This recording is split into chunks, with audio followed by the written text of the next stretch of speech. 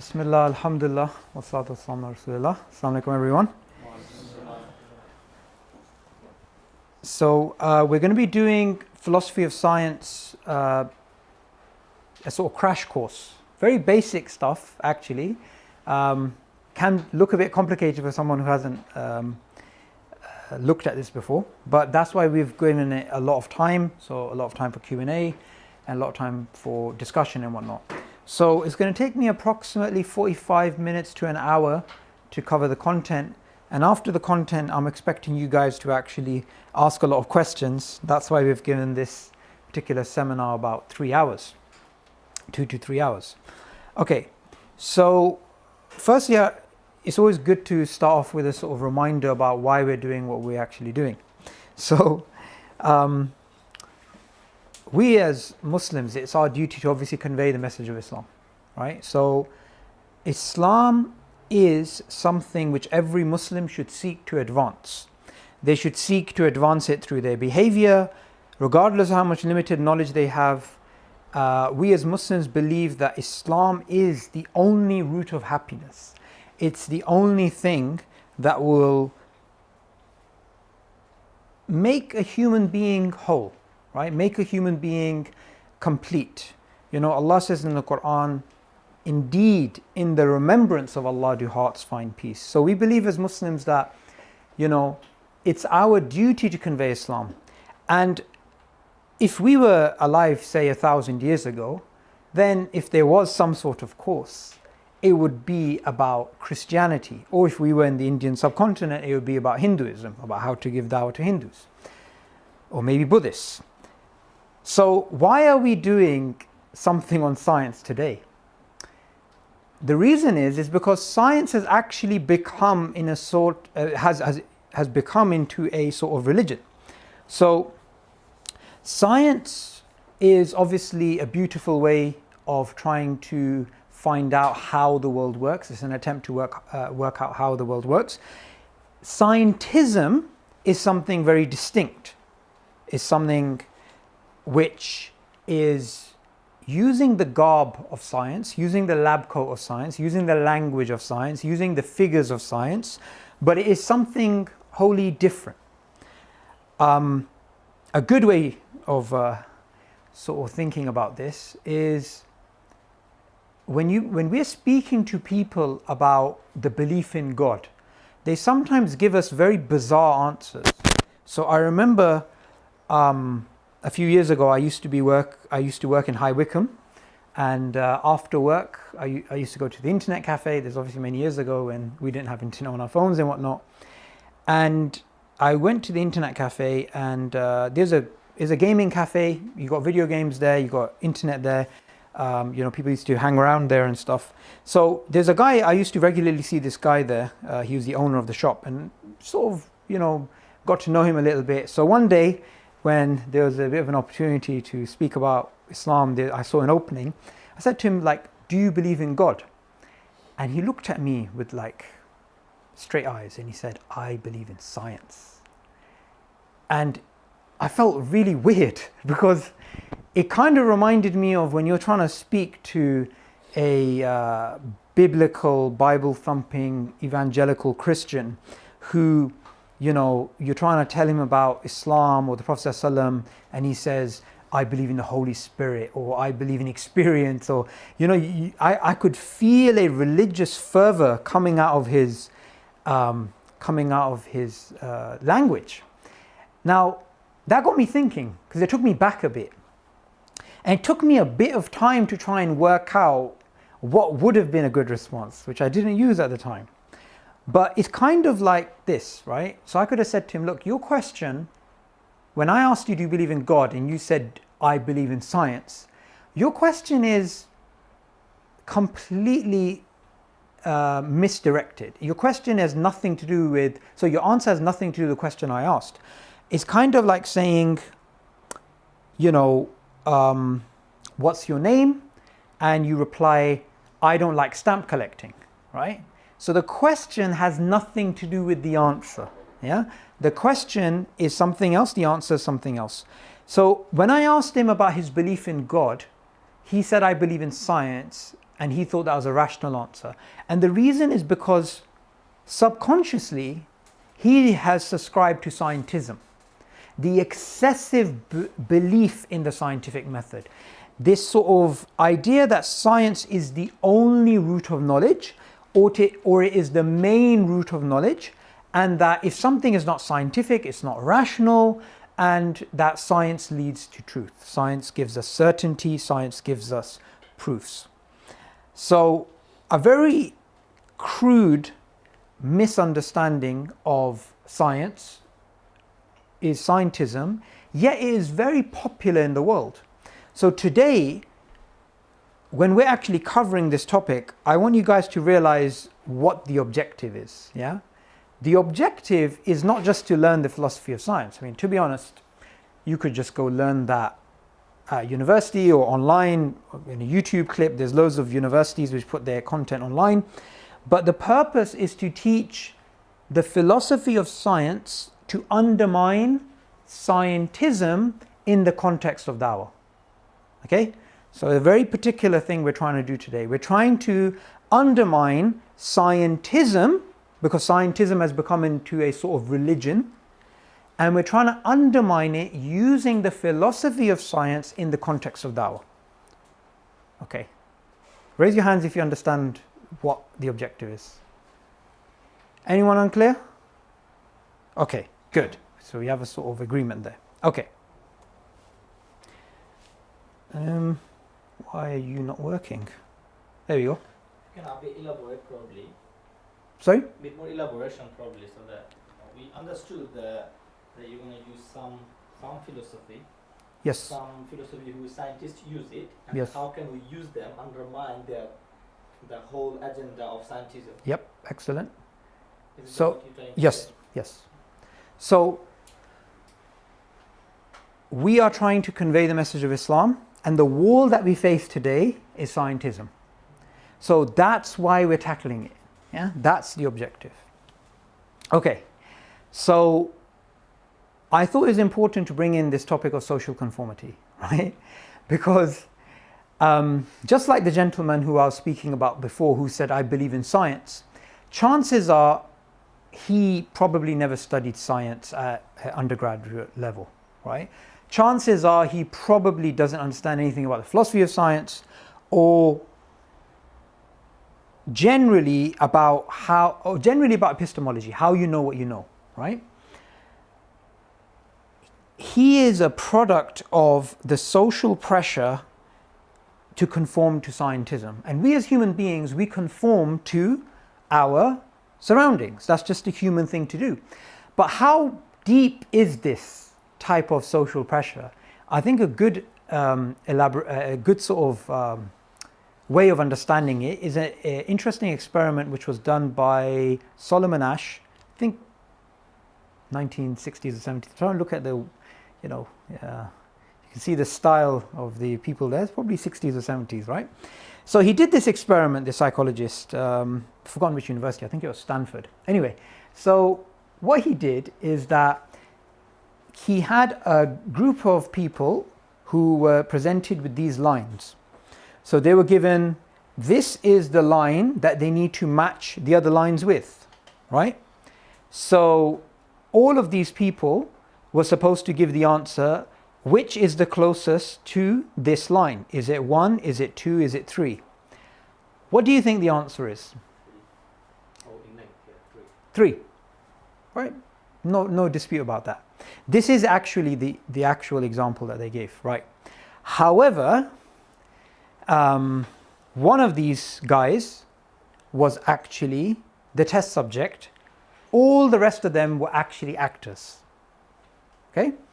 So when they were presented these lines, they were being asked in this order, going down to the actor.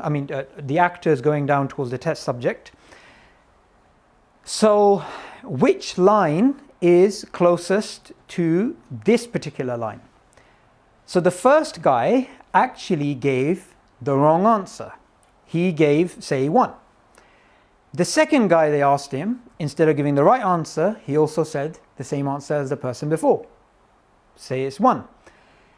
The third person said 1, fourth said 1, fifth said 1. All of them are giving the wrong answer.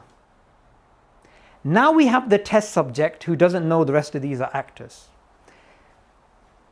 What do you think he said? 1. What's the right answer? 3. He denied his own perception to fit with the peer group. Okay? And when we look at this, we think, oh my God, what an idiot, right? That's actually us. That's actually me and you. This isn't some guy who's got some mental issues or something. This is human beings. We will sometimes deny what we see with our eyes to fit in line with society, right? So today what I'm asking you guys to do is to basically challenge something which society has created a pressure for us to accept, which is that of scientism. As an example, I was looking through a poster for some event that Richard Dawkins was attending, right?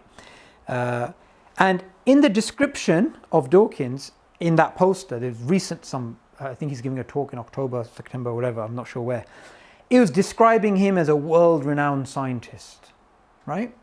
So probably that's true from the perspective that he is the most famous professor in the world, right? Is he a scientist? We can get into that during the Q&A, but we can't take away that he is the most popular science figure in the world. I mean, that's undeniable. And if you look at his writing and his teachings and his lectures, his talks, his rhetoric, it is there to push out this idea of scientism. For example, if you're to pick up his book, The Magic of Reality, which he wrote for a younger audience, right? Like pre-teens and teens and whatnot. That book was designed to actually get people to subscribe to, it was a primer to accept scientism. Now, what happens if somebody accepts scientism? Say somebody believes in God and they happen to accept scientism. What is the immediate effect of accepting that type of worldview? He will try to prove his view based on scientism, those principles. Okay, yes, good, that's possible. He will try and show scientism is true. What I'm really trying to get at is how will it impact the way he sees, say, God or religion? What happens? Exactly, Jazakallah khair. He will abandon his belief. Why? Because if scientism is teaching us that you can only accept things that you can see, you can only accept things that are tangible, that are empirical, then is God empirical? No. So if somebody reads a book like that, The Magic of Reality, they may think it's a harmless book and I'm just reading this book. However, if they accept the view of scientism, that the acid of scientism will corrode away any belief in God or the unseen. Now, as Muslims, our worldview is based upon the unseen, right? It's right in the beginning of the Quran that we believe in the unseen. Now, that doesn't mean we believe without evidence. It just means that we believe in the unseen. So accepting scientism corrodes away any type of belief in God automatically. It's like an automatic thing, right?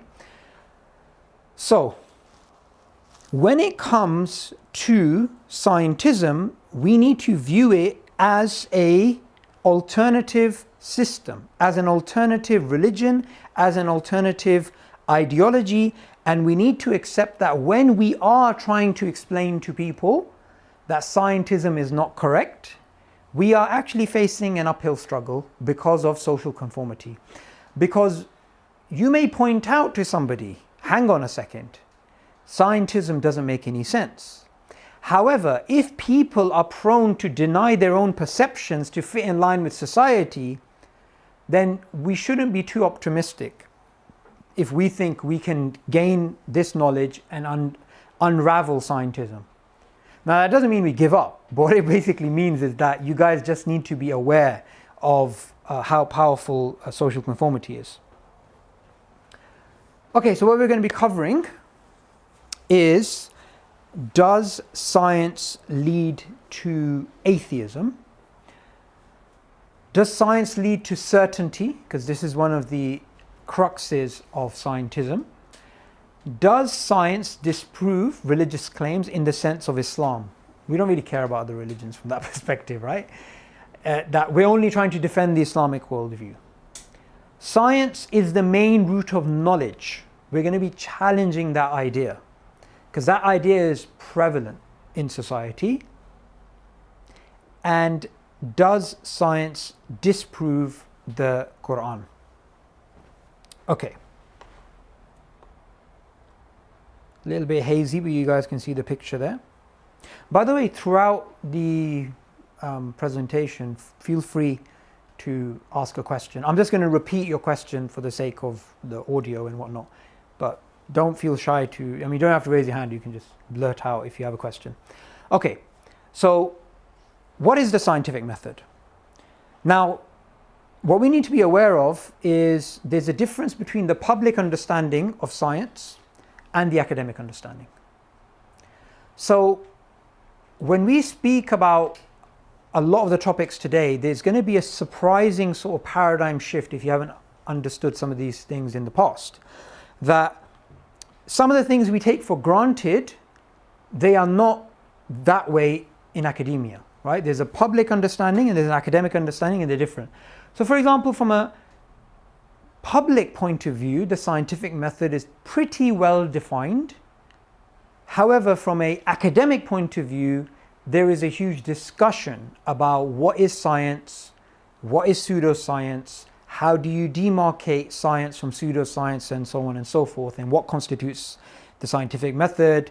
Do we start off with hypothesis first, or is it just observations and whatnot? So it gets very fuzzy. However, for our purposes, that doesn't matter, right? It really doesn't matter. For our purposes, all we need to understand is science works by trying to apply reason to the natural world, by using observations to test hypotheses, and to basically try and falsify those and come up with models of the world. So we know there's reasoning, we know there's theorizing, we know there's observations, we know that there's peer review, and we understand that science works in this particular way. But it's very important to realize what is science and what is not science. Because one of the claims we're going to be challenging today is science leads to truth. And one of the answers, one of the responses you're going to hear is, of course, science leads to truth, because the shape of the earth is round, is it not? That's not going to change due to new information. We know that fossils exist. And we know that a fossil of a dinosaur that existed, say, whatever million years ago, that this fossil is of a living creature. That's not going to change. So therefore, it's true. We know water is H2O. Therefore, we know with certainty that science gives us truth. However, this is a very poor response. The reason why this is a poor response is because science is way more than observations. Science is a method to try and understand the world, and observations are a key part of that. But a scientific observation, which we know is true, we know water is H2O, we know fossils exist, we know the earth is round, is not the same as a scientific theory. And a scientific theory is the highest level you can achieve in science. Not a scientific law, it's a scientific theory. So scientific observations or observations that scientists use, you cannot give them the same epistemic weight as the scientific theory. And also, different scientific theories have different weights, right? So something that we can observe about, okay, so what is the cause of this particular disease, right?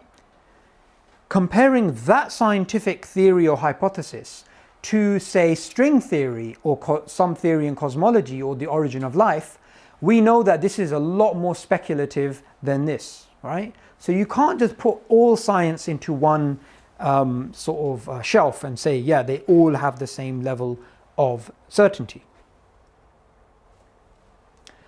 Consider observations are used in astrology and astronomy. Okay. So, which one of these is science, by the way? Astronomy. Astrology is using observations. But why is it not science? It's superstition. Yes, superstition, right? It's completely untestable. So, you know, we as Muslims, as you know, we don't believe in horoscopes, but we don't even believe you can read horoscopes. However, if you were to read a horoscope, what you would find is you're born on April the 11th, 1985. So therefore, next year, you may or may not be in a car accident. Next year, you may or may not be in a better or worse financial position. Next year, you may or may not lose a loved one, right? Hey, yeah, that's going to come to be true, right? But that's completely untestable, right? So it's using observations, but it's not science. So anybody that tries to equate science and observations as the same thing, we know what they're saying is wrong, because you need, it's not just simply a case of having observations. But if you were to use something in astronomy, a prediction using a mathematical formula, where is this planet going to be in 6 months from now, and you're to go out and you're to make a prediction, right, it's going to be there, and you're to go out and study it after 6 months, you're going to find it's either there or it's not there. So the theory is quite testable.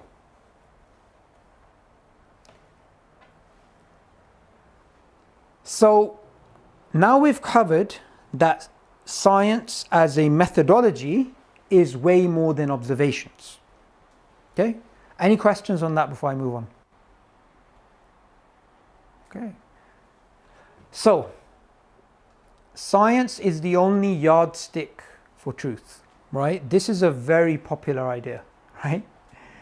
My daughter, she used to watch this, she still does, this program called Peter Rabbit, right? Any of you who are parents would know of this program. It's a very addictive kids program.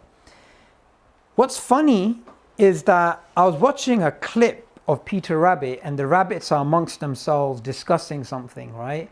And one of them says, "Oh, there's no scientific proof for that." And I thought, my God, they get them young, don't they? I mean, of course, we go through this brainwashing of scientism when we go through primary, secondary, university, documentaries and whatnot. But I didn't think it was going to be in a children's program. But you do start getting this sort of thinking, into this sort of thinking at a very young age. And you have to learn to actually unravel these ideas.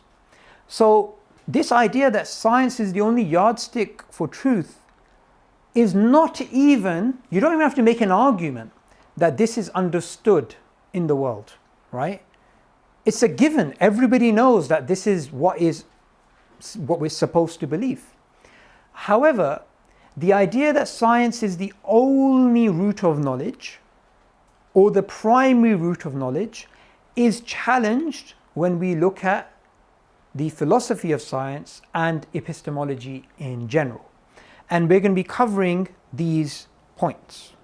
You want to send the slides to us, or? I'm not sure if you can do that.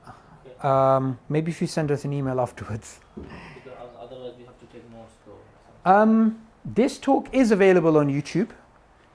In terms of slides, Saqib, do we share slides? Last time. Everyone does, but Oh, okay, he does. Okay, that's fine. We can share slides then. That's not an issue.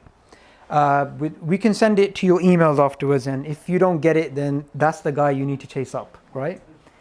Okay, so we're going to have all these different types of limitations on science, on knowledge that we cannot acquire using science. Okay. So, what do you feel when you see an image like this? What are the sort of feelings that you get? Sad. Sadness? What else? Neglected? Heartbreaking. Huh? Heartbreaking. Heartbreaking. Heartbreaking. I want to help. You want to help. You get these moral feelings. Empathy, sympathy, altruism, right? You get this. Well, if you're a sort of person who says, look, I just believe in science. I just believe in science. I'm a very logical person. Then I have some very sad news for you. Sadder than this photo. All of your feelings are nonsense. They don't really exist. We cannot test this image to see whether this child should be helped. There's no morality there. We can detect the colors. We can do a chemical composition of, say, the slippers. But where is morality here? Can you put morality through through the scientific method? Can you test morality on a scale?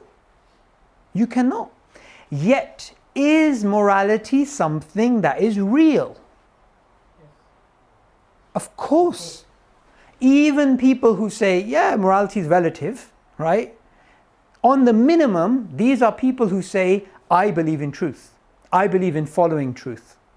If that's the case, following truth is a good thing, right? And that's a moral claim. So this whole idea that, look, if we can't know something scientifically, it's not true. What that basically means is human behavior as a whole is generally governed by morals. That's a big claim, but I'm planning on explaining why that's the case. Human behavior is driven by morals. Okay. Go to a major charity in this country, right? Go see the volunteers who are holding buckets who are not being paid money. Or go see those people who are looking for cures to cancer and other things. Or somebody who is going to work because they want to feed their family.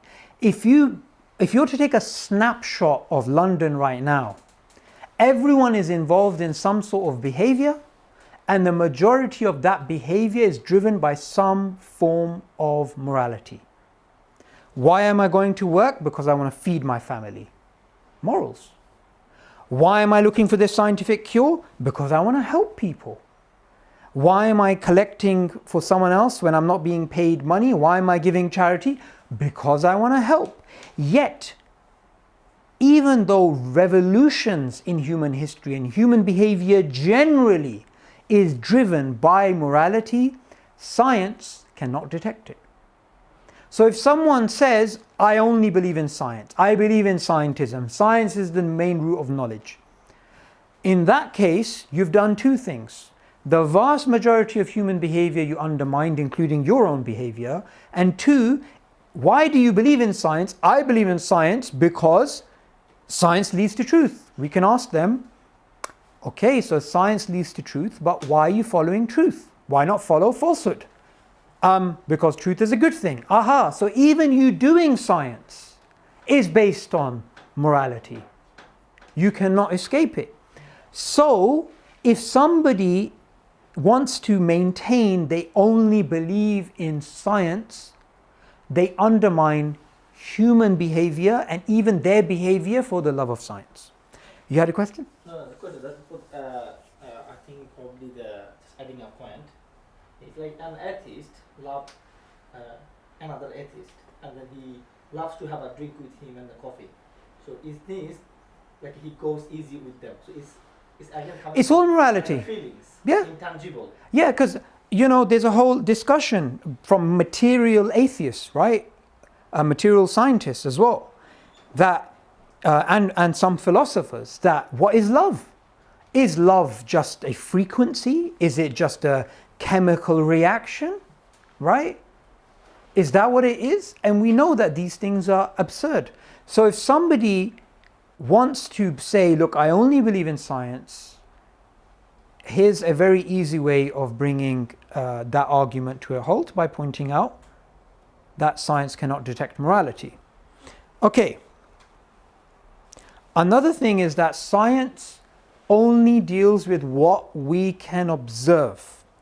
It doesn't deal with what we cannot observe. So if I'm a scientist and I want to know what's on the third floor in room 305, I walk into the room and I see a bunch of chairs. Can I go from that, because they are chairs on the third floor in room 305, therefore room 702 also has chairs? No. You're only limited to what you can observe. And if you take the totality of the people working in science in the world today and who have historically worked, and you take all of the universe and what can potentially be known, then what you'll realize is we know very little, right? We don't know what we don't know.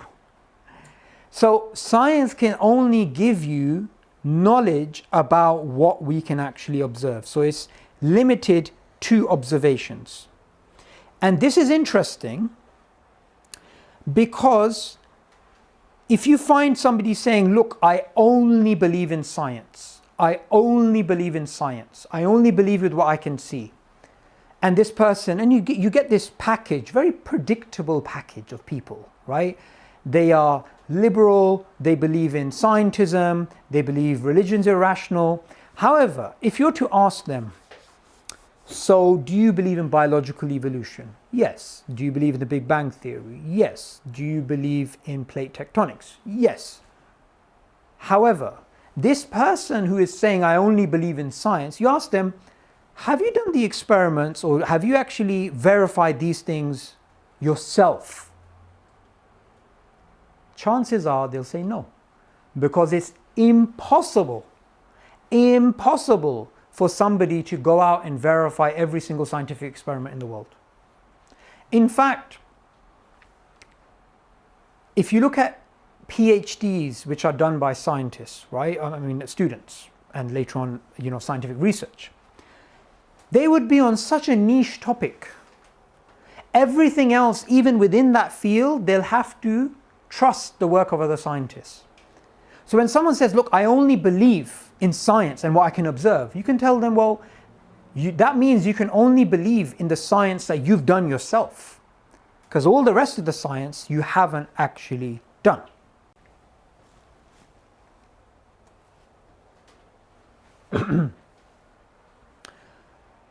We're driven by questions of meaning, purpose. We are driven by these important realities. So, why do I exist? What's the purpose of life? What happens after we die? What's the best way to live? Right? These existential questions are meaningful, yet science cannot give an answer to them. These are beyond the pay grade of science. Science cannot test the personal. Yes? What they say in future science will develop that will give you answers to these purpose of life questions. Okay. So if I was to ask you, is it possible to square a circle? What if we in the future discover something that we can square the circle? Very clear, it's a contradiction. Do you believe in married bachelors? It's a contradiction. What if I say to you, you're just limiting science here, sir. We can discover somewhere in a cave in Latin America maybe 1,000 years from now, a married bachelor. What would you say to that? A married bachelor is a contradiction. It's a contradiction. Excellent. So, when someone says science can answer these questions, they are essentially saying that. So science deals with how things work, an attempt to explain how things work. It is not an explanation of why things exist in the first place, or ontology or metaphysics, right? That's not what science is. That's philosophy. So when someone says, like for example, another popularizer, Stephen Hawking, he says in his book, A Brief History of Time, philosophy is dead.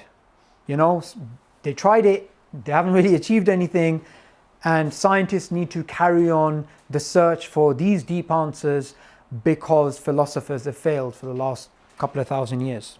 What's the problem with that? Science based on philosophy, like that. No, but what's the problem with his statement? He's trying to remove the thought process of thinking what's behind Yes. the rational thing. Yes. But what's the problem with that though? It is observed. No, no. So for example, when he says philosophy is dead, right? Is that a scientific statement? It's not. It's actually a philosophical statement. It's like saying this sentence only has two words in it. It's a self-contradiction. So science cannot do those things. And that doesn't mean we hold it against science. It's simply saying it's a tool, but it doesn't do that job. So if somebody makes you a cake, you can look at the chemical composition of the cake, look at the types of fruit that are used, look at the acidity of the fruits, you can look at what temperature it was baked at. What you cannot do is scientifically test the personal. Like how do you feel when you test it? Not only that, that would be the problem of, say, hard consciousness, right? Or hard problem of consciousness. That's an additional problem. But another thing would be, who made the cake? Your auntie. Why? Because she loves you. That's a personal explanation. Science cannot give you that personal explanation. It can give you a mechanical explanation. Okay, mathematics. So you have very vocal people saying, we believe in science.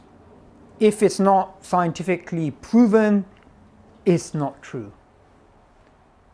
Science is based upon mathematics. Science cannot prove mathematics. And this is a bit of a disappointment to those who say, look, don't undermine science. Science can resolve all problems. If someone does say that to you, you can say, okay, no problem. A squared plus B squared is equal to C squared. Right? Can you please show this scientifically? Can you show that scientifically? Pythagoras' theorem? Or 1 plus 1 is 2. Can you show that scientifically? The very definition of 2 is 1 plus 1. You cannot show that scientifically. So science is based upon mathematics. It cannot prove mathematics. So this whole idea of science is the main root of knowledge is, again, challenged by mathematics. Logic. Inductive logic or deductive logic. Fuzzy logic or any other sorts. Science cannot say anything about logic or why logic follows. So normally in a deductive argument you have premises and you have a conclusion. And the premises, if they're sound, they logically entail the conclusion. So say, all men are mortal, Socrates is a man, therefore Socrates is mortal. This deductive logic, we cannot prove this using science. So science itself, it requires inductive logic. However, it cannot prove inductive logic. So if someone says, look, I believe in science, it's all about science, science makes perfect sense, then they have to deny logic, because logic cannot be explained using science. Okay. The popular idea, if you don't see it, you cannot believe it, which is a byproduct of the scientism view. Everything has to be empirically verified. We have enough reasons to know why that's false. However, a good way of capturing that is say yourself, right, Muhammad, right? So do you have a great going back 50 generations a grandmother? Yes. Okay. What's her name? You don't know? Okay. Which village is she buried in, or city, or? Somewhere in Somalia. Okay, somewhere in Somalia, that's fine. Where in Somalia? Do you have her DNA? No. Do you have her clothes? Her perfume, her house? Know who her husband is? How do you know she existed? I believe she existed. because Why? Our Bible wrote of her. Yes. So you're alive today, so she must have existed. Is that based on science? No. That is based upon logic. You exist. So logically, going back, you must have had a 50th generation grandmother. Simple logic. So if someone says, I don't believe in something unless I can see it, well, you've never seen your going back 50 generations grandmother, have you? But you believe it to be true because of logic. So science doesn't show this, logic does. So a claim that science, if it's not scientific, I do not believe it, that would mean we deny most of the things that we all take to be true based upon logic. Okay, how many people here believe in Genghis Khan? 1, 2, 3. Come on, man, you believe in it. Yeah, okay, you didn't raise your hand. He studies history, so if he doesn't believe in it, then I'll have to pick on him, right? So, a few people are doubtful. But look, Genghis Khan is a real historical figure. He did really exist. Okay. Can you prove he existed using science? No. What if somebody says, we can get his DNA? Is this Genghis Khan DNA? How do we know? Yes, good.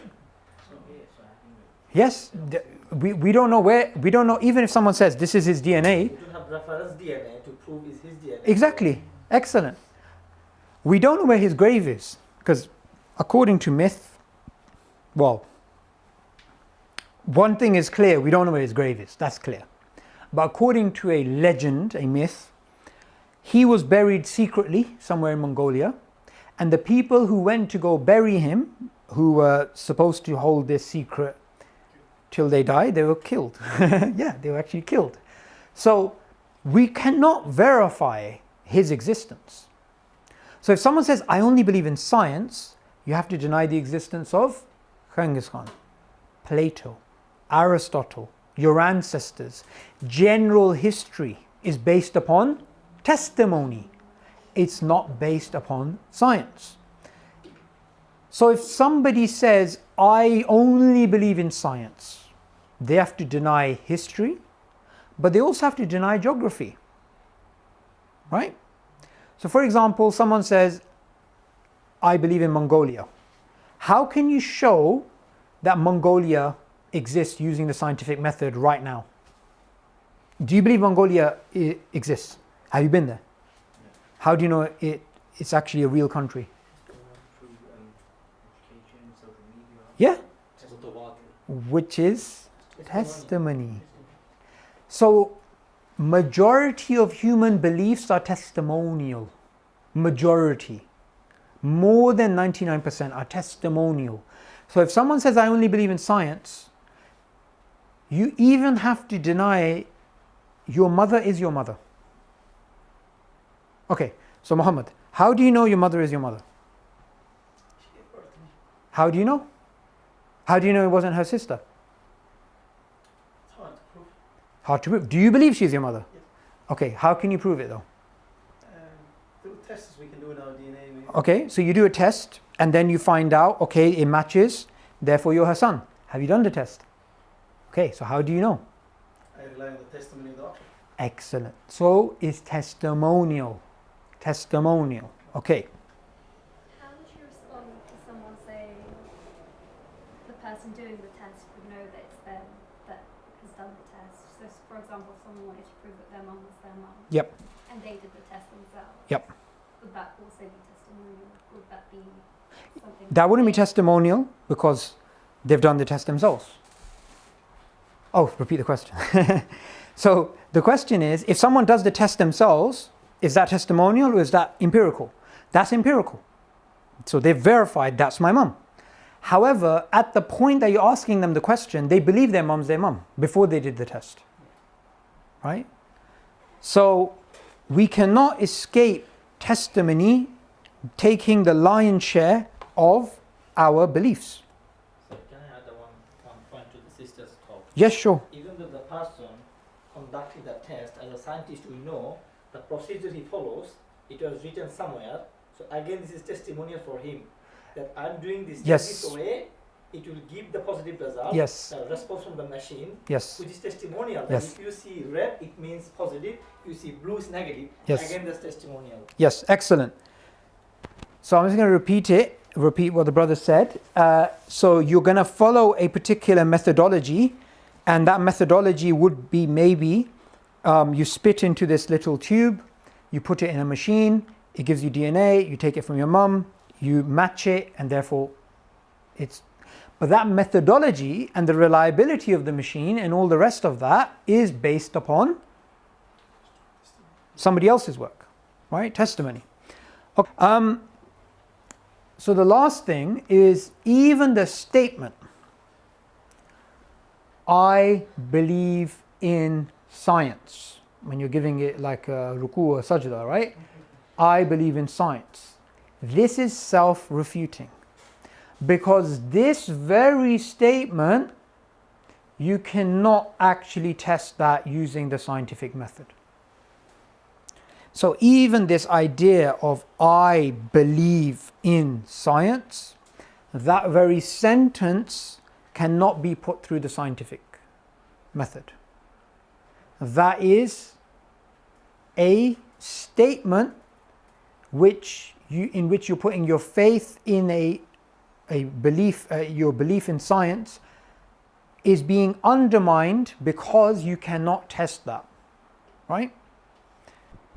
To lift it from the ground from being a hypothetical possibility to a scientific theory. Yeah? Okay. So, we covered one idea so far. So, congratulations everyone. We've actually covered one idea, which is that science doesn't take the lion's share of our beliefs. Science is not the main root of knowledge.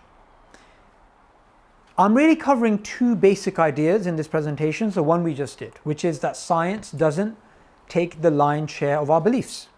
It's not the only root of knowledge. The rest of the presentation, the majority of it, is going to be that science doesn't lead to certainty. Okay? These two ideas, they challenge scientism. So we're at the halfway mark right now.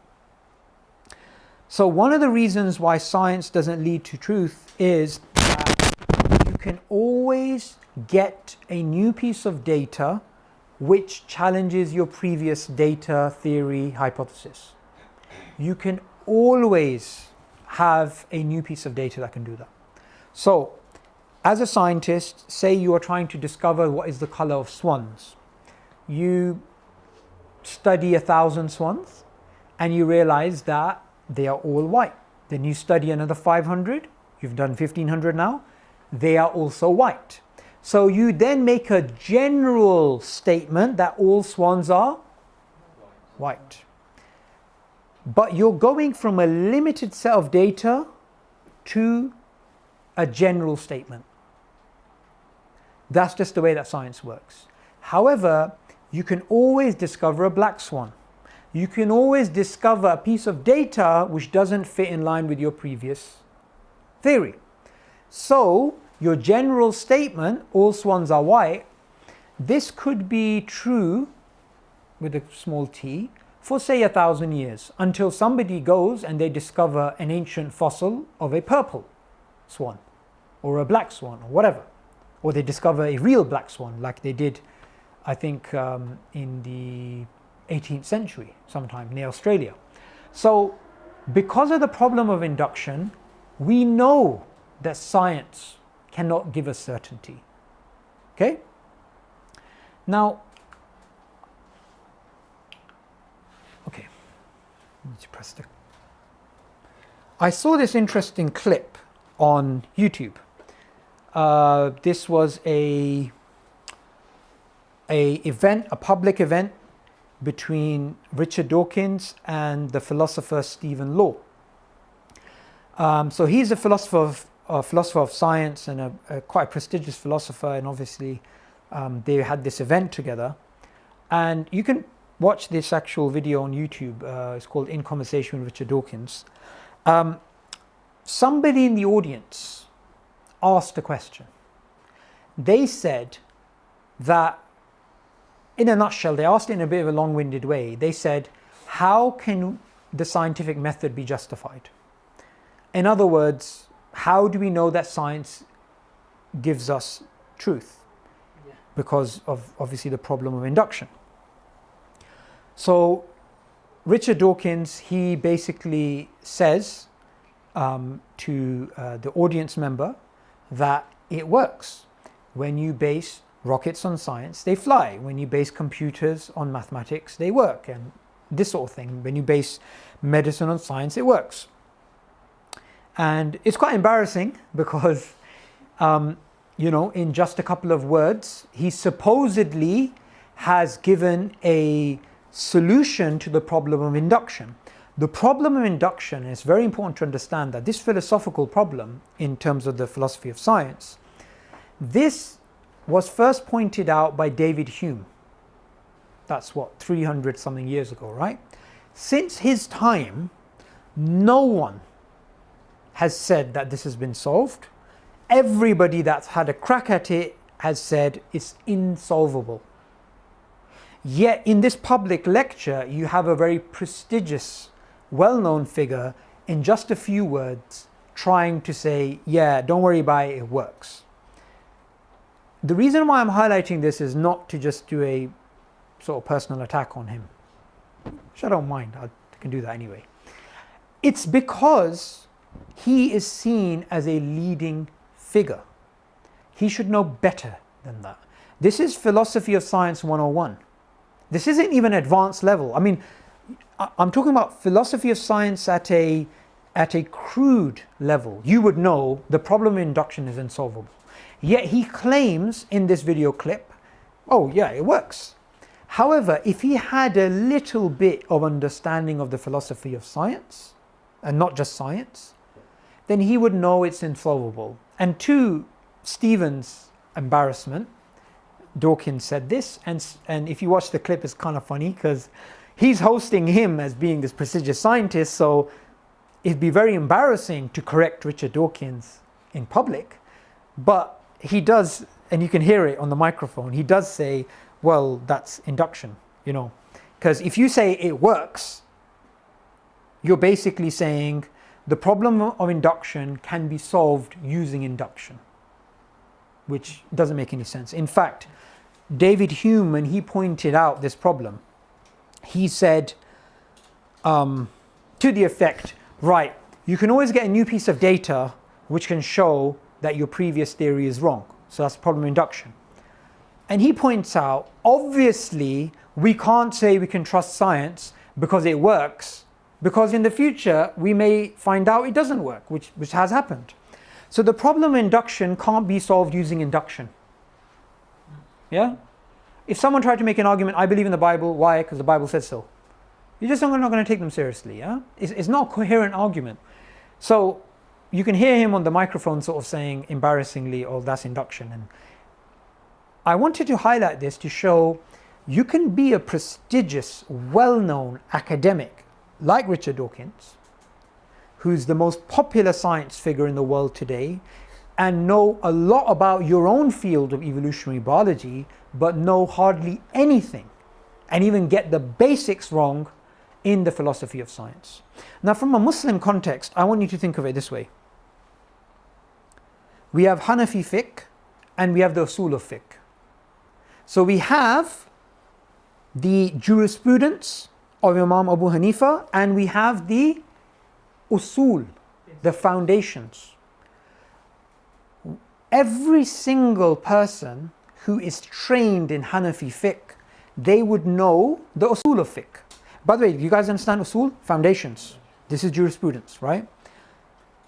A person who comes along out of, say, a Darloom or a major Islamic institution, say even Medina University or Azhar, right? The oldest Islamic institution in the world. Say you meet somebody from Azhar University who claims to be a Hanafi scholar, and they don't know the usul, they don't know the foundations, but they just know the fiqh. You wouldn't actually take them seriously. Because it's the very foundations that you derive the fiqh from, the jurisprudence from.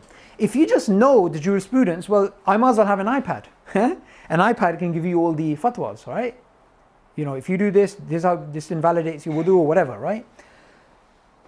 So, when you have someone like himself, we should not take what they say in terms of the philosophy of science seriously, or when they make statements of a metaphysical nature, because they do not understand even the very basics. And I was surprised when I came across this. I was actually very surprised, because this is not something that, this is not a sort of mistake you'd expect him to make, right? But it's important to tear down the aura around these sorts of people. It's very important to tear that down. The reason is because these are the sort of people, because of the world we live in, they could say the moon is made of cheese and no one's going to argue with them because they have this aura, right? But we need to understand their limits. Yes? Yeah, I've watched this clip, and even though he says that, they all clap and sort of like... Yes. Yeah. So why do you reckon he's held up like that? That's what. And if you remember, what did he say as well? He said... I can't remember what he said. Yeah, but they all clapped. Because they're sheep. Because they're sheep.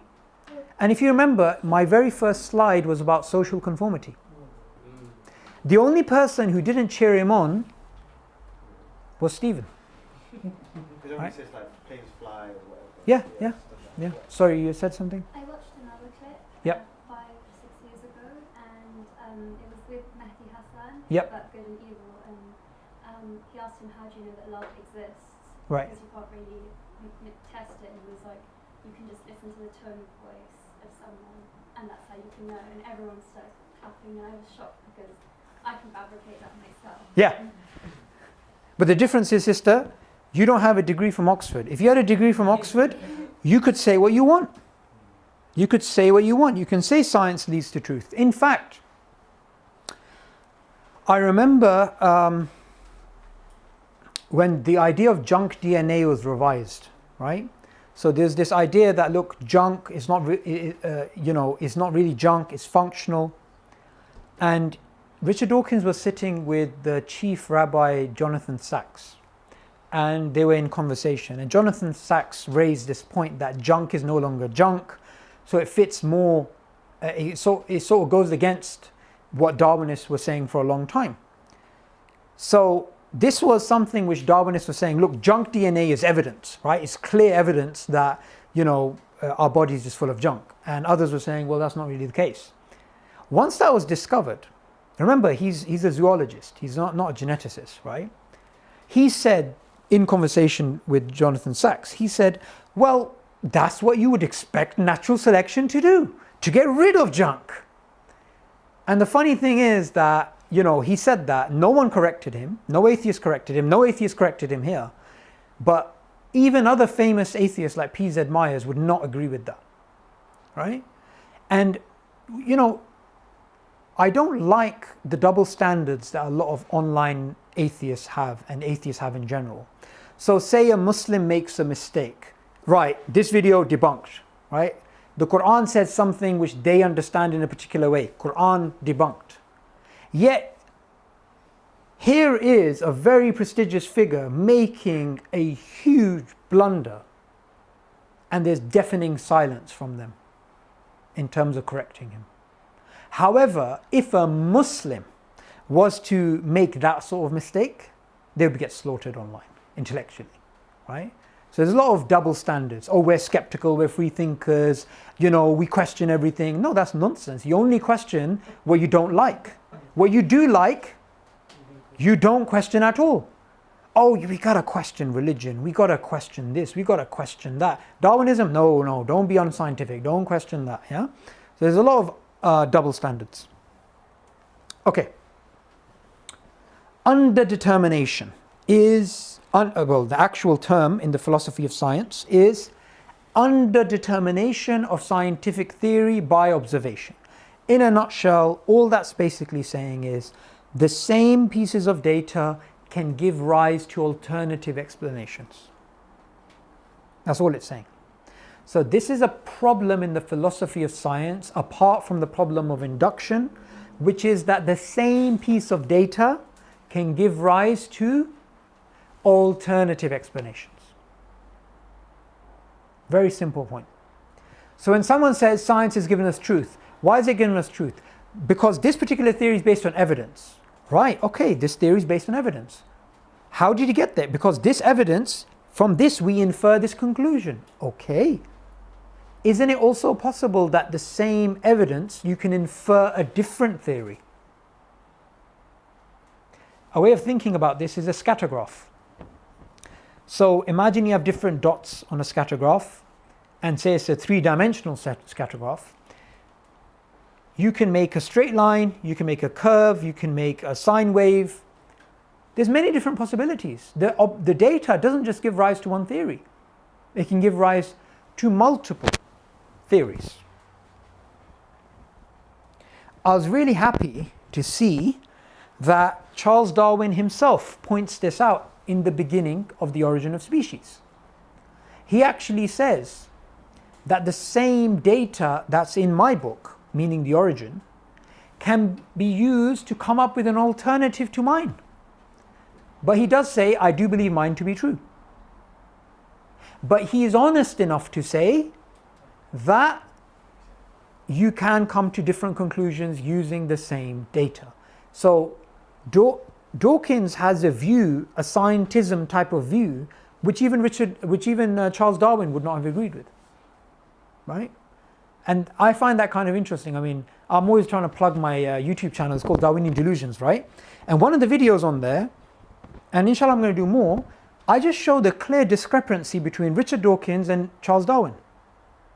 You would think there's a united front, you know, Charles Darwin, he's being represented by Richard Dawkins because he speaks about him a lot. However, not only does he misrepresent him, sometimes he says the exact opposite to what Darwin said. And it's important to show that that the views are different. Holism in science, right? So scientific theories are not tested on their own. They are tested as part of a web. So one scientific theory can impact another theory. The limitations of one scientific theory can affect another one. As an example, this is exactly what happened with Darwin's theory. Darwin's theory assumed millions of years, right? Billions, in fact. And according to the physics of the day, the Earth wasn't as old as Darwinism needed it to be. So Darwin's theory was limited by a theory in physics. And later on it was discovered that actually the universe is older, the Earth is older than that which they previously thought. and therefore Darwinism was given a sort of lift. So scientific theories are never tested on their own, and one of the limitations of science is that the variables that they have within their theory are dependent upon other theories which have unknown variables as well. So that limits how much progress science can make. And sometimes a scientific theory, assuming Darwinism is true, sometimes a scientific theory can seem to be false because of another theory when in fact that particular theory was false, which is what happened with Darwinism. So he needed the universe to be that long for evolution to Yes. go that much. Okay, another popular idea is that science doesn't prove things to be true, it only proves things to be false. How many people have heard that before? Falsification. So this is a very popular idea. Again, there's a difference between the popular understanding and academic understanding. Look, so they'll say, look, science, right? Science cannot prove things to be true, but it can prove things to be false. This is known as falsification. Falsification is an outdated view in the philosophy of science. Even theories which are supposedly falsified and dead in the water, they can be resurrected by changing the auxiliary assumptions, by changing the background assumptions, right? And I remember I had a recent discussion with Aaron Ra on this, and he tried to use this stuff about, oh, yeah, falsification. And I pointed out to him, you're completely out of date. Yeah? And you get this. It's very important to tear down the authority of these people. You have someone like himself who's got millions of views online. You know, he goes on conferences around the world. He's even given a talk at Cambridge University. And the very basics of philosophy of science, like basic stuff, he wouldn't know, right? So it's important for us to understand the difference between the public and the academic understanding.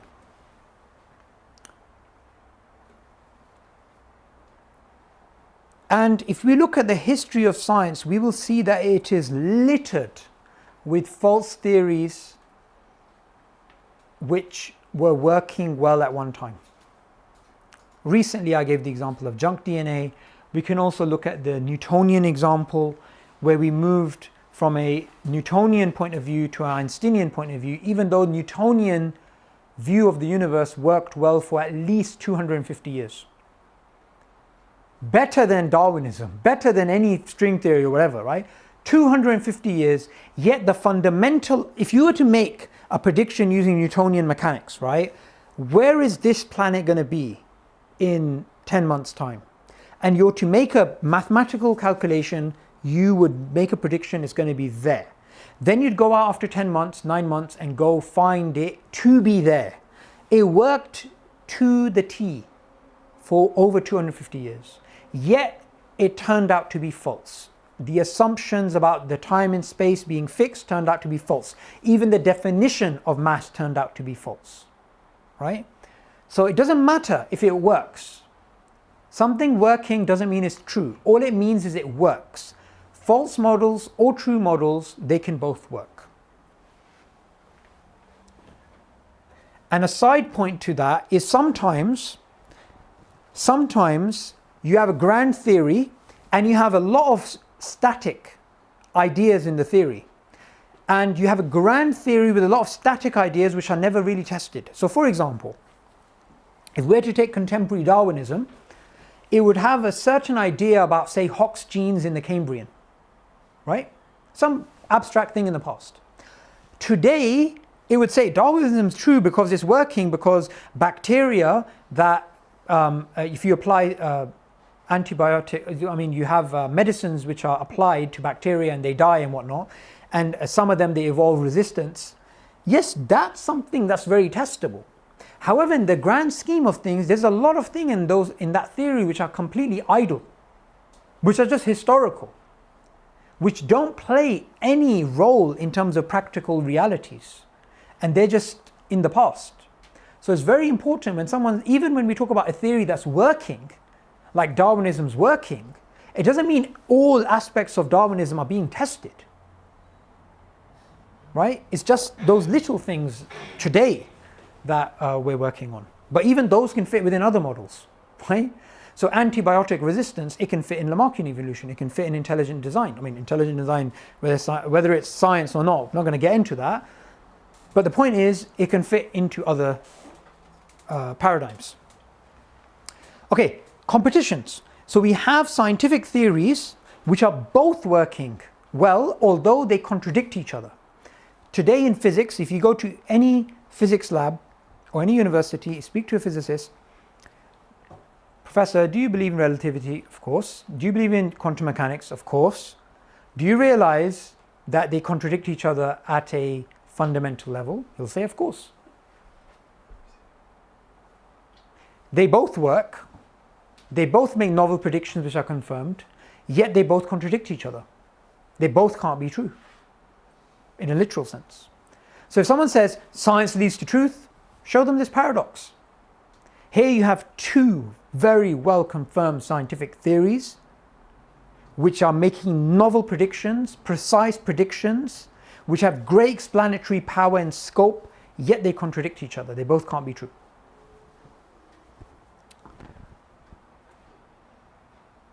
And you get any basic book on the philosophy of science, you're going to get discussions about many scientific theories that we know are false today. They were empirically quite successful. Okay, any questions before I move on to realism and instrumentalism?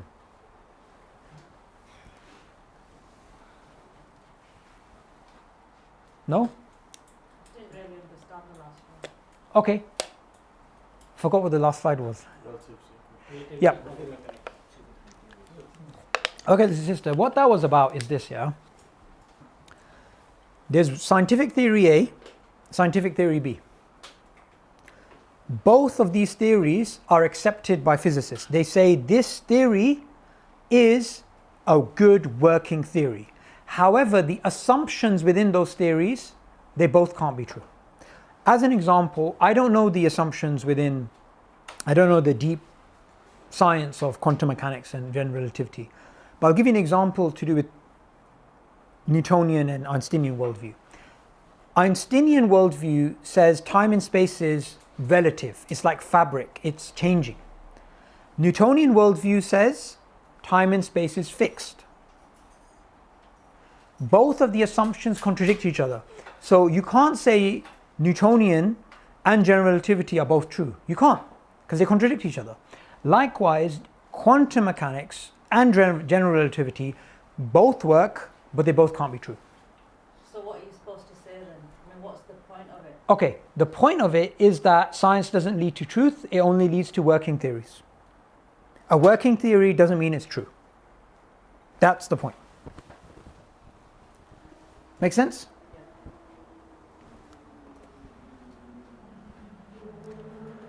So, going back to Peter Rabbit, even words like proof, right, which are used so regularly, there's no scientific proof for that. There's no scientific proof for this. Prove that to me scientifically. Philosophers would say something like this. Science is revisable, hence to talk about scientific proof is dangerous, because the term fosters the idea of conclusions that are graven in stone.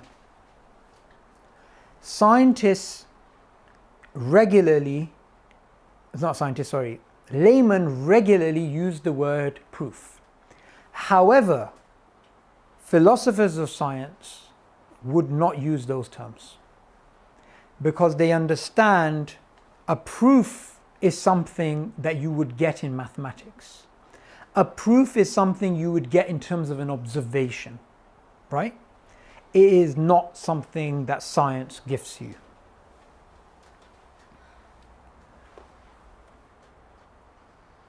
And other philosophers speaking about the history of science being littered with really good theories which turned out to be false. Okay. There are two types of naturalism. Firstly, what's naturalism? Anyone know?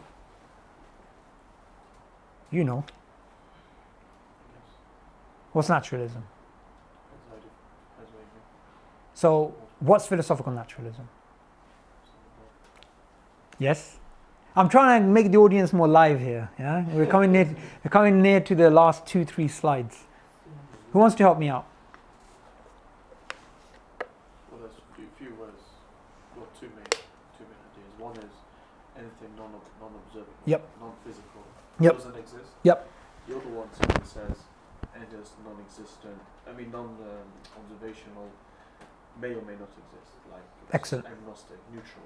Excellent. One is two extreme, the others are. So, philosophical naturalism is basically saying anything non-natural we will not accept exists. Morality does not exist. Souls do not exist. God does not exist. The immaterial mind does not exist. Philosophical naturalism is atheistic. It is the idea that anything non-natural does not exist. Does everyone get that? So only physical things. Yes, exactly. Only physical objects or processes. Everything is broken down to physical objects or physical processes. Okay. Methodological naturalism is an assumption in science today, which is that when we are studying the world, we're going to assume that there is nothing non-natural. So it's an assumption. Guys get it? One is an assumption in science, one is a belief, a metaphysical claim. Assumption in science, a working model, and a belief, a metaphysical belief. These two things are distinct. However, they're conflated. So philosophical naturalism says nothing non-natural exists. So for example, Michael Roos, he's a philosopher of science and he's an atheist, but he would say, look, we acknowledge philosophical naturalism is a faith. It's not science, it's not proven, it's a faith. We believe this. Methodological naturalism is an assumption. Okay? Just keep those two things in mind. So all it's saying is, look, as a working assumption in science, we will not refer to God's creative agency and power, the immaterial mind, or morality existing as a real thing, or souls, or whatnot. Everything non-natural is gone. Philosophical naturalism and methodological naturalism, one doesn't entail the other. One does entail the other, but it's a one-way thing. Methodological naturalism does not entail philosophical naturalism. So if you're a scientist and you happen to be a methodological naturalist, which all scientists pretty much are, it doesn't mean you're a philosophical naturalist. So God is not mentioned in science, but that doesn't mean God doesn't exist. However, philosophical naturalism entails methodological naturalism. Popular new atheist propagandists, which is what they are, they blur these two distinctions. And even other prominent atheists, they openly say this is wrong. They openly even call out the likes of Richard Dawkins and say he shouldn't, even though they're atheists themselves, they say he shouldn't conflate the two. He shouldn't say one leads to the other. However, we need to be aware of these distinctions. So being a methodological naturalist doesn't mean you're an atheist. A good way of explaining this is you believe in morality as a scientist, but when you are working within the scientific discourse, you will not speak about morality because science cannot detect morality. Sorry? You can't apply it, exactly. So outside of science, you can speak about morals. Within science, you can't detect them. So what we've done today is we have covered these points. Science doesn't lead to atheism. Scientism as a philosophy is false. Science cannot observe God. So whenever scientism is pushed, it's a primer for atheism. I think this is an important point worth emphasizing. Scientism is everywhere. And scientism is a primer for atheism. It primes you for atheism because it gives you the wrong lens to look at the world. It's false because there are other sources of knowledge. It's not the only route of knowledge.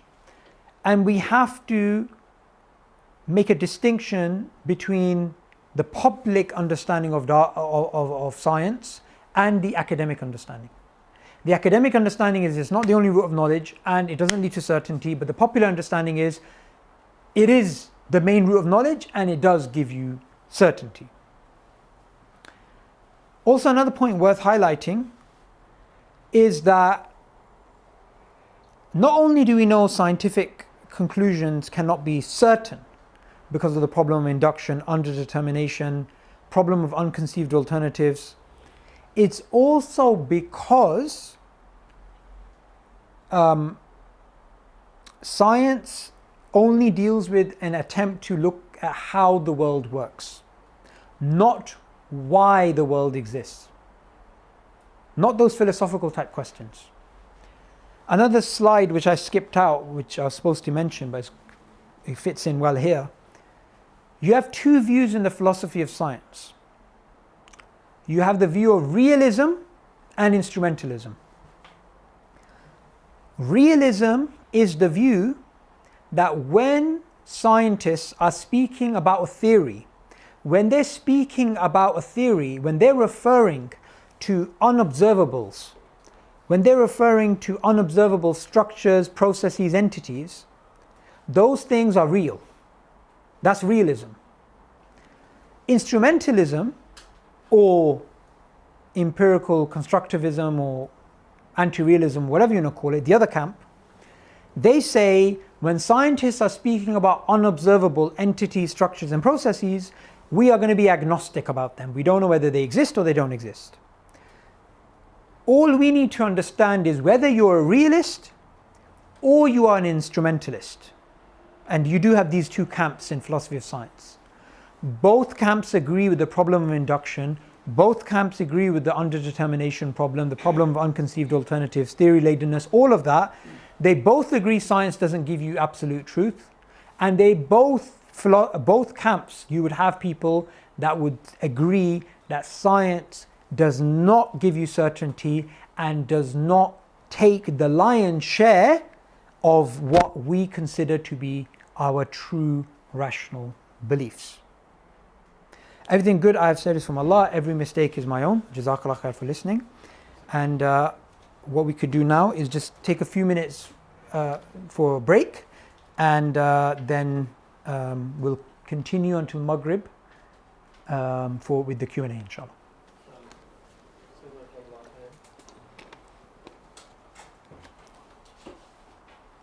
I forgot that there's no canteen, so you guys are going to stay here anyway. We could just start the Q&A now.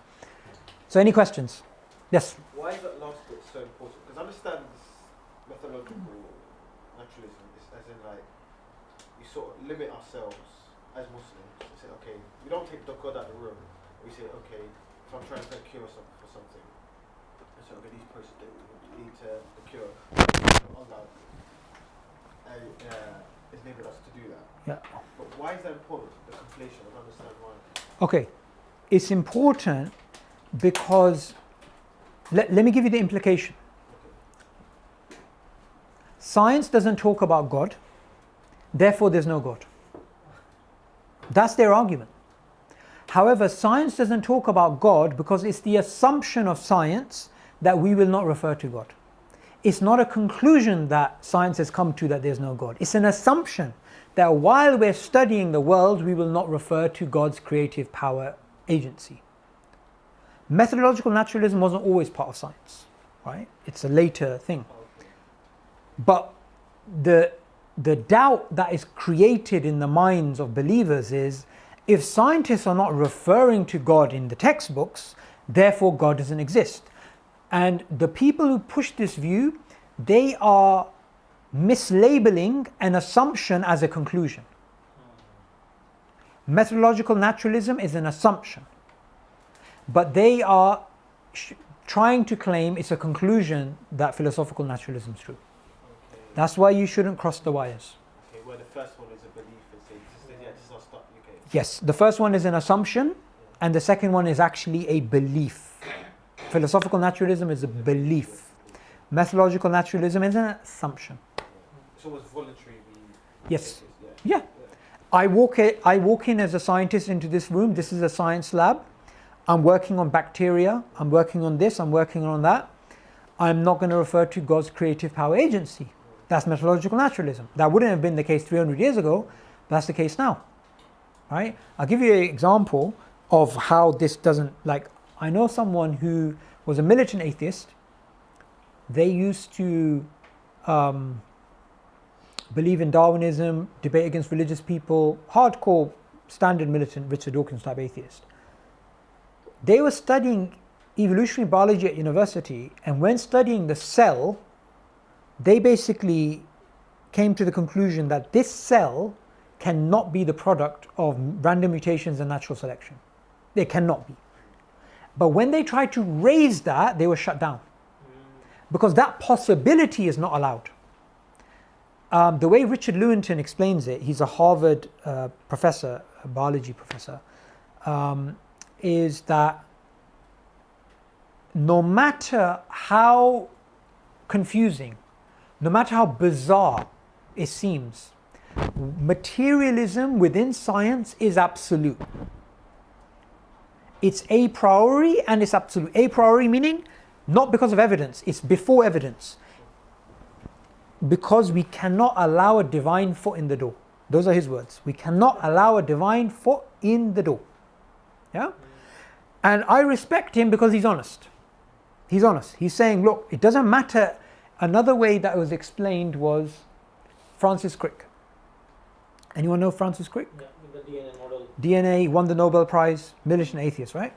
He said biologists have to keep reminding themselves what they see evolved, it wasn't designed. So he's not giving them a scientific principle, he's giving them a philosophical principle, meaning, guys, keep in mind, it doesn't matter whether it looks like a cell is a tiny city like New York, yeah, which it is. Remember, a priori, meaning before evidence, it evolved. It wasn't designed. How do you prove it? You can't. It's an a priori principle. How do you know that this is a priority? Because they say it is. They make the assumption it is. So it's philosophical then? Yes, of course, yeah. So it's not science? Yeah, it's not. They agree it's not science. You see, I walk into this room, right, and say I'm the owner here, right? Okay. And I say, right, I don't like people who wear flowers, like Brother Hamza here, right? I don't like people who wear flowers, right? That's just my rule. Anybody walks into this room has to conform to that rule, Yeah. right? If you're wearing anything with flowers, get out, yeah? Within the scientific discourse, methodological naturalism is the rule. So when you walk into the scientific lab, you cannot mention God or the soul or morals or the existence of morals or the immaterial mind or anything like that. Anything non-naturalistic. By a assumption, not a conclusion. Yeah? And it still is true in the lab. Yes. We know that when we apply for PhD, for example, we don't want to upset our professor, lest our funding goes cut. And Yeah. These sort of things exist. Of course. I mean, I even know of one biologist who believes in God, who had a particular cell theory, and he contacted Nature, I believe, or one of these major papers.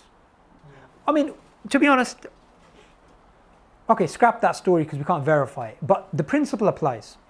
If you hand in a scientific paper to a prestigious journal in which you mention God, It's not going to be like, okay, let's see if he has anything. No, God is deleted at the entry point. Okay. Yeah, it's just deleted at the entry So point. that's not science itself. Yeah, of course it's not. That's it. That's not it. That's why they're honest. Like Richard Lewontin, he's honest. He says methodological naturalism is a priori. A priori means before evidence. So you don't wanna, yeah. For example, the idea of causality is a priori, is before evidence. We believe in effect and cause. Yeah? So he says this is a priori. And then if we say that our Islam is a priori, whatever Quran says, for example, if we say that, they say, okay, prove me. Or if I say counter, okay, you prove me. Why your argument is a priori, not my one. And then you can prove. So it can go on and on for like centuries. Yeah. Any other questions? So what do you think about someone like Sheldrake? Like what would be our approach to someone like him, like what he says? I can't say everything that he... Sorry? Repeat the question. Okay. So you're asking what would our approach be to someone like Rupert Sheldrake, right? So I can't comment on his scientific views. I can't. However, as a Cambridge-trained, respectable biologist, right? For him to have his public talk on TED banned because it didn't fit with the atheist worldview, which is what happened. His talk got banned. Our approach would be, where's the freedom of speech that you glorify so much? Yeah? In science. You say every idea should be challenged, everything should be questioned. We say fair enough. You say there should be freedom of speech in science. We say fair enough. Good, we agree with you. So when a biologist who is using science, not religion, and scientific data to challenge the predominant view which atheists try and project, on the minimum, whether he's right or wrong, let him speak out. Why ban him? Why ridicule him? Why attack him? Which is what they did with him. If you guys don't know, he's a scientist who wrote a book called The Science Delusion, who was challenging materialism within science, and he got completely ambushed intellectually. Sacked as well. Yeah, of course he's a scientist, yeah. No, he got sacked from the Cambridge. No, he didn't get sacked. Okay. His talk got banned and he was ridiculed.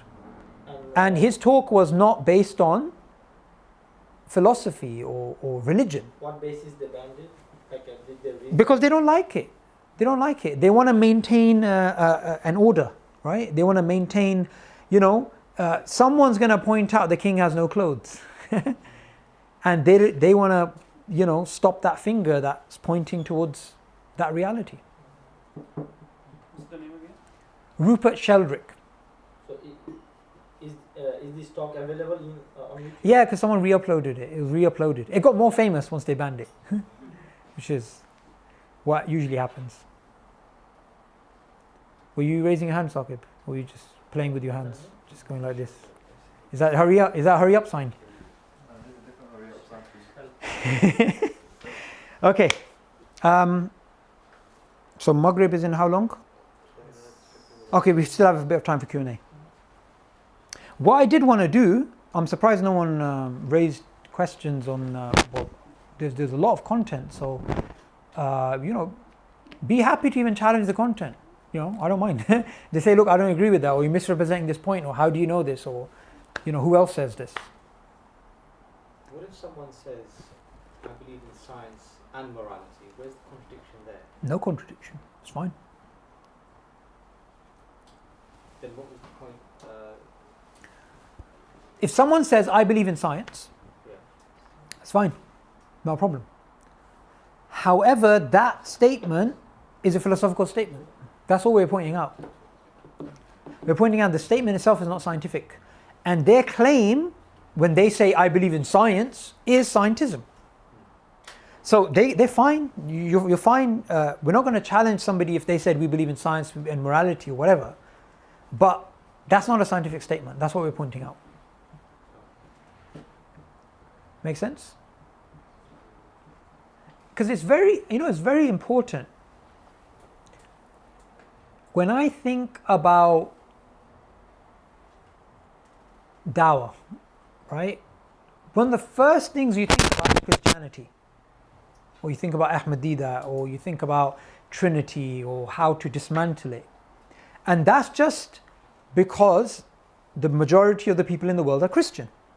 But over the last 20 years, dawah has evolved, because instead of tackling the Trinity using the Nicene Creed, we have to tackle scientism using the philosophy of science. Essentially, we're still tackling a religion, right? And it's not just a religion from our perspective. Even philosophers, atheist philosophers, have pointed out that Darwinism is a religion, that scientism is a religion, and the incoherency of these worldviews. So you don't have to be a religious person to realize this particular problem, because other secular academics have realized it. Everything is like an ism, some sort of ism anyway. Not everything is an ism. I mean, if you believe in maths, you believe in maths, right? But if you believe maths is the only root of knowledge, you believe in mathism, yeah? You've gone beyond. Yes? What's your definition of science? What's my definition of science, or what's their definition? Well, in this talk, what is In this talk, it's using testing theories using observations, or using reasoning upon observations to come up with theories. Theories, The thing about the definition of science is there is no one definition philosophically. If you watch who watches a Big Bang show? No one should really watch it, but I watch it from the perspective of propaganda. Yeah, there's a lot of propaganda in that American sitcom. And one of the things, if you just watch it, even the intro, is it's excessive worship, it's excessive trust in science, and the sort of dichotomy it makes between stupid religious believers and intelligent atheists. Yeah? So, even if you watch a popular program like that, which is a way of social engineering, right? You find that the very definition of science that's used throughout the program, it falls apart when you study the first page of a philosophy book on science. It falls apart. Because our world is riddled with this type of propaganda. Have you thought about, because you are working on working on basically the science and atheism and how they're trying to control the, like TED is the very, very prominent lecture. Yeah, there's a model of the presentation. That's how you learn how to present from TED. So such an institute is definitely controlled by the atheists, we can say now. Yeah? Well, I wouldn't say it's controlled by atheists. I would say they're susceptible to pressure. Okay, and then you see the other. So do you think then how this ism, atheism or scientism, do you think any political motivation behind this? Yeah, ism? of course. Yeah, No doubt. Is it because the Europeans, they have been tortured in the name of religious 200-300 years ago, so they want to come out of this in the name of secularism. Now they are turning secularism to atheism. Some academics have said that. Yeah. Some academics have said that. So what you're saying is that the European experience with religion was so negative, So bad. Yeah. that they then wanted nothing to do with religion and used science as a baton against religion.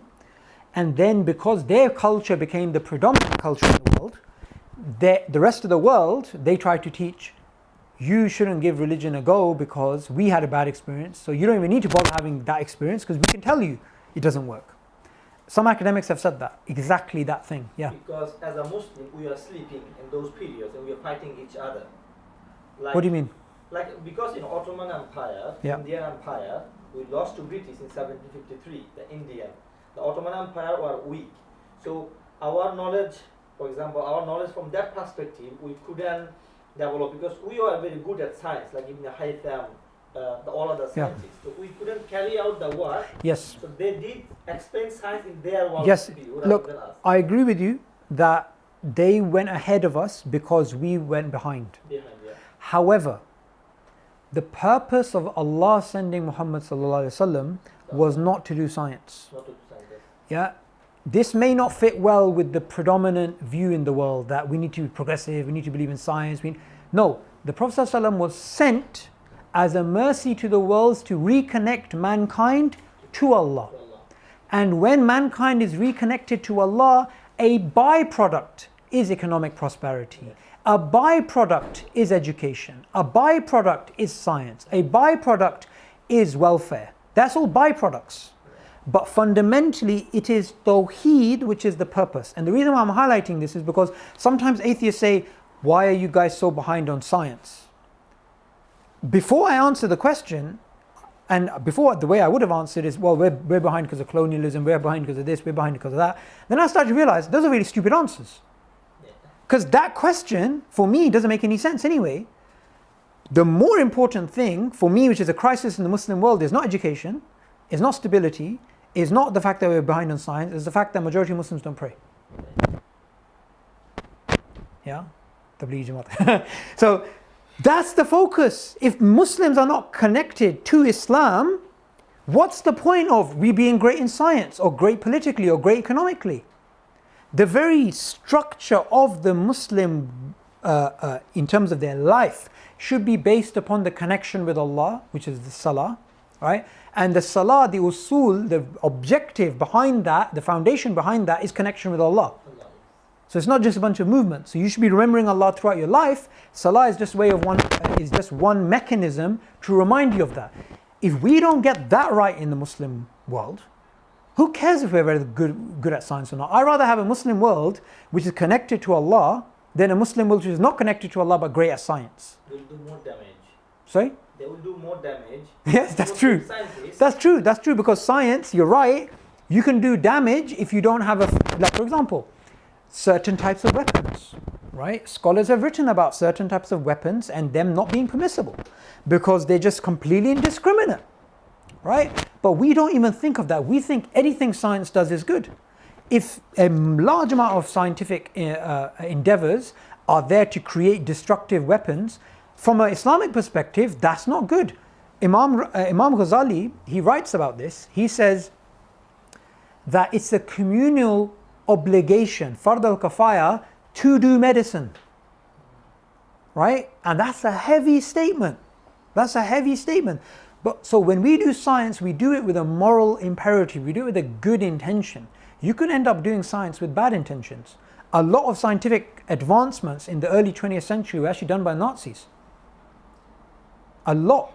In fact, if you look at Operation Paperclip, they took Nazi scientists to America and other Nazi scientists were taken to the Soviet Union because they were so fantastic, right? So science, it's not that everything science does is good. No, everything the Prophet says is good. Yeah? Not everything that science does is good. Our aim is to reconnect people to Allah, and why we're doing this is not because we want to be better at science. That's just a byproduct. We're doing this to reconnect people to Allah. And their aim is to spread shaitan. So going back to the brother's question, Yeah. the whole point of it is because shaitanic stuff and atheism is being spread With that intention. with that intention. So the last question is, how are doing now? You know, what the Muslims condition now? How we are doing? Are we at a very slow rate? The dawah is happening around the world at a concerted effort. But because you guys have lots of experience doing dawah, do you see, are we preparing ourselves in what rate, or do you see, like what we should be doing? I don't know. But what I do know is I'm going to be accountable to Allah of what's within my control. You know, when somebody asked the Prophet ﷺ, when is the day of judgment? He said, what have you prepared for it? When you think of a grand thing, what's happening in the Muslim world, what's happening in the Western world, how things are going to fit, Islamophobia, you've got all these things, right? It's just wheel spinning. You'll get nowhere. What you need to do is think to yourself, Allah is closer to me than my jugular vein. What does Allah want me to do in this life? Right? And you just do those actions that Allah wants you to do in this life. By observing those real, like a problem or what No, I would say don't observe those problems.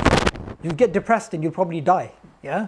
If you were to actually look at the problems, right, you would think, let's just give up. No, just looking at the problem to make the strategy decision, not to... Yes, fine, I get that. But what I'm saying is, look, I don't think we should look at how our actions can change the world. What we should look at is, what does Allah want me to do, because He knows which actions are needed from me right now. That's the right mental. Yeah? So So let me just get the question of the brother behind, because you raised your hand. So you notice a few points that you mentioned here. So one of the points was that, you talked about science and we should be focusing on getting people to connect to Salah. Right? I'm sure you meant it in a more broader context, because if we look at the time of the Prophet ﷺ, he did send Sahaba to Yemen to learn about weapons, and other Sahaba to different places, and even the continuation, if we look at history, Islam encourages for us to do research and development. Yes. So we could see that the Muslims, they were connected to Allah subhanahu wa ta'ala, and they were also in the advancement in the field of science, astronomy, and so many other things that history spoke of that. So obviously we're looking at a balanced view, because it comes to that other, when neglect dunya and focus only on deen, when actually the deen came from dunya, and it's got to be a balance, isn't it? So I'm sure you meant it in that context, maybe I can be misunderstood. Look, for me, it's not about balance. For me, it's that if you get your tawheed right in the Muslim world, everything else will follow. Everything else will follow, literally. Why? Because Allah's Messenger said, the best of people are those who benefit people. So what? The Muslim should be the one who discovers the next penicillin, automatically. It's a automatic entailment of connection with Allah, that you will have science, you will have economics, you will have peace, you will have charities. It's a necessary entailment that when you get your relationship right with the Creator, then what Allah wants on earth, it will be done. However, what I have seen amongst Muslims is, when they first point out the problem that needs to be solved in the Muslim world, they say, we need education. The fact is, I know people who are educated who are Muslim, who are very secular, who even mock Islam. Yeah? You have to get the first foundation right, and that leads to everything. Because why is it that no Muslim is thinking to themselves, do you know what? We're about to go into a new dark ages. We've completely overused antibiotics. The Prophet ﷺ told us something that no atheist can understand. No atheist has any reason to believe this, but we have a reason to believe it. The Prophet ﷺ says, every disease has a cure, so seek for the cure. So we believe everything can be cured. Metaphysically, that is our belief, that's our paradigm. Yet an atheist cannot have that belief. They can have it as a belief, but they cannot base that on something. We know every disease has a cure, and the Prophet ﷺ taught us that you should seek the cure. So a worshipper of Allah can be a worshipper who's looking through a microscope trying to find the next cure. Right? So what I've found amongst Muslims, and especially Muslim parents, I'm a parent myself, I realized there is an over glorification and deification of education for no other purpose except education. Yeah? But that's not Islam. There has to be an objective. Some of the most intelligent people on earth may be kuffar, may be atheists. So it's not education in it as an end in of itself. For us, it's a means to an end. It's like, for example, one of the Imams, Imam Malik maybe, I believe, I think it was Imam Malik. Someone asked him, his son asked him, Father, you teach us to learn knowledge, to do this, to do this, to do this. Yet there is this man who has no knowledge, but he has taqwa. Right? Because there was a very pious man that Imam Malik's son was pointing towards. Imam Malik said, we gain knowledge to be like him. Meaning the purpose of knowledge is not donkeys with books on their back. The purpose of knowledge is to have taqwa. Yeah? So as Muslims, we sometimes mistake the means as the end. This dunya is a means, it's not the end. Yeah? So even when I'm doing this particular talk, I remember there was a Muslim mum who got quite upset when I was giving a talk, right? because I was giving a talk, and you know, a lot of parents come to IERA and other organizations, say, my child's having doubts, this, right? I gave a talk and I said, look, frankly, I don't care. Frankly, I do not care. I'm not here to get rid of someone's doubts. I'm here to teach you to advance Islam. A byproduct of that is you'll get rid of your doubts if you have doubts about this. That's a byproduct, yeah? Because just yesterday I was giving a talk in a mosque, and there's a bunch of teenagers, right? And there was problems about this and that, and then outside the mosque there's also this thing about where you give in your knife crime, things to do with drinking, things to do with this, things to do with relationships, things to do... And I was thinking to myself, where's the youth of Islam? When you think of youth, what do you think of? This problem, drinking problem, stabbing problem, this doubt, that problem, yeah? Yet it was the youth of Islam which took on Abu Jahl. It was the youth of Islam, like Mehmed Fateh, Sultan Mehmed Fateh, who conquered Constantinople. It was the youth of Islam who stood with the Prophet ﷺ. It was the youth of Islam who we remember every Friday. Who is that? The people of the cave. I was thinking, what the hell's wrong with our youth? They're supposed to be the foundation, right? And at the moment, they're just coming to us with problems. And the thing is, the reason why we as Muslims have the problems that we do is because we've forgotten the mission of the Prophet ﷺ. At the end of the day, yeah, raise your hand if you want an intercession of the Prophet ﷺ on the Day of Judgment. Okay, ask yourself a question, and we can end upon this. How can you dare expect intercession of the Prophet ﷺ when your mission in life is not his mission? His mission was Islam's going to spread as far as the day and the night. You take an average Muslim, what's their mission? Let me get a house and mortgage. I don't care whether it's halal or haram. Let me put my child through university. Let me make sure that I have a good status and a good car. That's their mission.